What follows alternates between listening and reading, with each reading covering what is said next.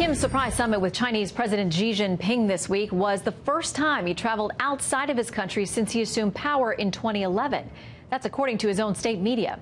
But Beijing is just the start. Next is a meeting just south of the DMZ with South Korean President Moon Jae-in. Then potentially with President Trump in an as-yet undisclosed location. He's also rumored to be considering a sit-down with Russia's Vladimir Putin, while one of his staunchest critics, Japanese Prime Minister Shinzo Abe, says he's ready for a meeting too. So what is drawing Kim out of the Hermit Kingdom all of a sudden? Let's talk about it with Republican Senator from South Carolina, Lindsey Graham, a member of the Senate Armed Services Committee. Great to have you with us, Senator. That is a stunning overview. If you told me a year ago that the North Korean leader would be meeting with President Trump, potentially the Russians and the Japanese, I wouldn't believed it, and hats off to President Trump and his team for making this a reality. Maximum pressure has worked. Let's talk first about China, because I read an account today that said for 6 years he's been pushing China to have an official meeting with him. They weren't really interested. It never happened. They kind of held him at arm's length. Right. Then as soon as it's becoming apparent that he's going to meet with President Trump, China says, hey, come for a visit. I mean, they obviously have different interests in the region than we do. There are some similar, but there are some differences. Yun Sun, writing a piece in 38 North, says this: Beijing is concerned with any concessions that North Korea might make toward the U.S. in exchange for a U.S. security guarantee or a settlement that could lead to the unification of the Korean Peninsula by absorption and the emergence of a unified Korea as an American military ally on China's border. I think that's a pretty good analysis of what they fear. Now, here's what they hope. They hope that North Korea will stop being a pain in the rear for them. The North Korean nuclear program destabilizes the entire world. I hope that Kim Jong Un was told by the Chinese president, we stand with America. You need to give up your nukes. And I would tell the Chinese, our goal is not to reunify South Korea and North Korea. Our goal is to make sure that North Korea gives up their nuclear weapons to protect the American homeland and the world at large. Help us there.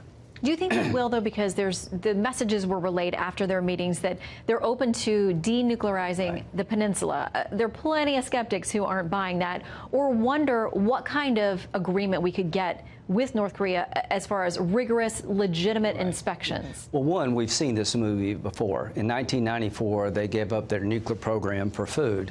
They took the food and they kept the nukes. The one thing I would tell China and North Korea, the worst mistake you can make is meet with President Trump personally, have a discussion about what to do, and try to play him. If that happens, that's the end of North Korea. I met with the president today. He doesn't want a war. He's hopeful that this can result in ending the North Korean nuclear threat, stabilizing that part of the world. And I think he's ready to go big. The Korean War has never been ended. Technically. What I would like to see happen is a peace treaty between South Korea, North Korea, China, and the United States. North Korea give up their weapons. Japan doesn't have them. South Korea doesn't have them. We'll give them an assurance that we're not going to invade North Korea. We're going to tell the Chinese we're not trying to unify the Korean Peninsula, but we are insisting that Kim Jong Un give up his nuclear program. There's a chance for a deal. This is the last best chance to avoid a war, and the worst thing could happen is North Korea try to play Donald Trump. Well, you have said that the damage from a war with North Korea would be worth it in terms of long-term stability and national security. That scares a lot of people when you say that. I don't want to minimize the damage would be great.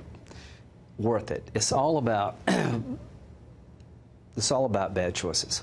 If there's a war between North Korea and us, South Korea and Japan will get hit hard. Thousands of people could die. That is not lost upon me. But if we allow them to get an ICBM that can hit America with a nuclear-tipped missile, then millions of Americans are at risk, and he will sell anything he develops. He sold to Syria. He tried to help Iraq. So North Korea proliferates nuclear materials. So you got two bad choices. To me, it is worth it to stop him from getting a big nuclear arsenal, because he'll give it or sell it to people who would use it if he would not. Let's talk about Russia. Interesting, because the president took these steps, obviously, in tandem with a number of European allies to expel a number of Russian personnel, intelligence officers, those kinds of things, in response to this poisoning on British soil that Russians are now saying the UK did and made it look like the Russians did it. I'm no security expert or professional on poison, so I won't comment on that. Anyway, a couple of people now stepping up in the mainstream media to praise the president. David Sanger from the New York Times saying this: it's getting harder to make the argument that the president has not gotten tough with Putin. John Avlon of the Daily Beast saying this is big and it deserves credit. It deserves a lot of credit. 60 diplomats/spies. The president mentioned that today. The best thing could happen is to unite the world against Russia's aggression, not just be the United States versus Russia, but the entire world. Look what happened when we decided to expel Russian diplomats and spies. The entire world followed President Trump.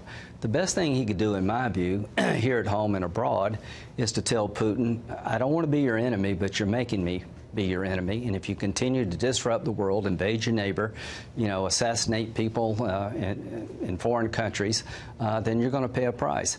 If France and Germany would get behind Trump's efforts to change business practices in China, guess what? China would stop cheating if they had to pay a price.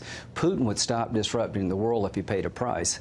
And I can tell you this, Putin will respond to weakness through aggression, and he will respond to strength by backing off. And President Trump's got a moment in time here to really make Putin pay a price. His economy is the size of Italy. All right, 15 seconds. Sure. You spent 90 minutes with the president today. How did he seem to you? Because there's a lot of news swirling around him, much of it not positive. Very, very focused, very upbeat. Feels like he's doing a good job. And we have some historic moments coming in May with North Korea and Iran. The tax cuts are working. He wants to try to get a deal on immigration that would include the wall. The president was very upbeat. And quite frankly, I think he's done a very good job as commander-in-chief. All right. Senator Graham, always good to have you with us. Thanks. Thank you.